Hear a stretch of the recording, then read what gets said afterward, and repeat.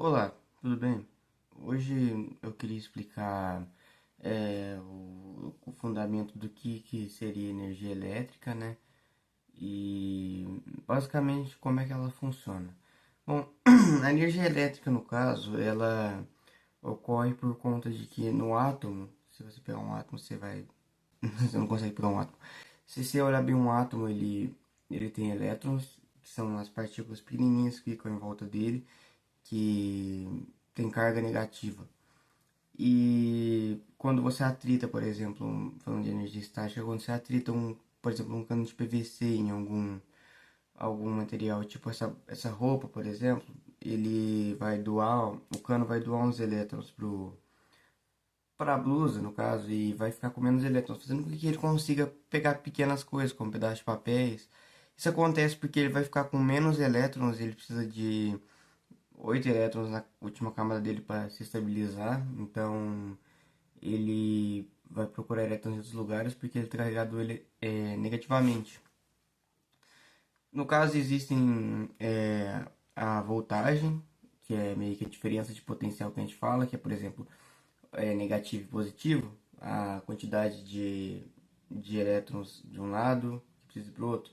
No caso, a falta de elétrons vai estar no polo positivo e a, a, o ganho de elétrons vai estar no negativo, porque o negativo vai estar com carga negativa, porque ele vai ter mais elétrons que tem carga negativa.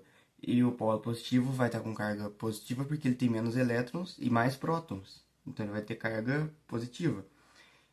E, bem, aí os elétrons fluem do lado negativo para o lado positivo.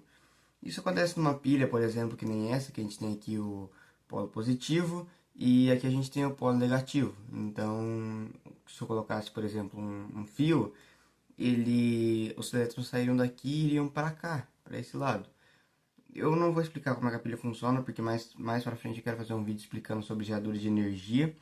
Então, eu vou só dizer que os elétrons saem do negativo e vão para o positivo. Também pode ocorrer de outras formas, que nem esse capacitor, por exemplo, né, nos motores, geradores que geram energia, ou nas tomadas que tem corrente alternada. Sim, eu tava com tudo isso no meu colo. É, então, é, existe também a amperagem, que é a passagem de corrente elétrica, que é a quantidade desses elétrons, a quantidade desses elétrons que passam num condutor. Então, quanto mais elétrons, maior a amperagem. A amperagem é uma medida de quantidade de elétrons que passam no condutor, quantidade de corrente elétrica. E voltagem da diferença de elétrons de um lado para o outro.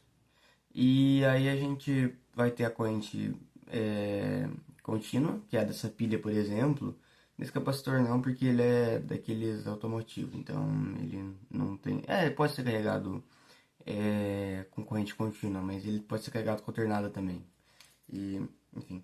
É, esse motor aqui, teoricamente, também, porque ele não é de corrente alternada.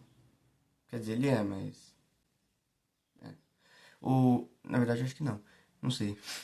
O, a corrente contínua, ela basicamente vai ter só um caminho, que é do negativo até o positivo. Então, ela vai sair do negativo, é positivo, é só isso, ela só tem esse caminho. E aí a gente vai ter a corrente alternada, que é a corrente que a gente usa em casa, tem na tomada, por exemplo. Porque ela vai ficar invertendo, positivo, negativo, positivo, negativo, positivo, negativo. Né? Uma frequência exata. A frequência da nossa casa é de 60 Hz, no Paraguai é 50 Hz. Aí tem essa oscilação que a gente tem que considerar. Enfim. É... E aí a gente tem essas duas correntes. A contínua, que é fixa, negativo. Opa, caramba. Um negativo e um positivo. E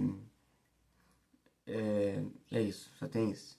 E essa aqui, que é a corrente alternada, a gente tem um negativo e positivo e fica invertendo. Por isso que você não procura o polo positivo e o polo negativo na tomada da sua casa, quando você vai colocar, sei lá, alguma coisa na tomada, a geladeira. Enfim, é isso. Corrente elétrica.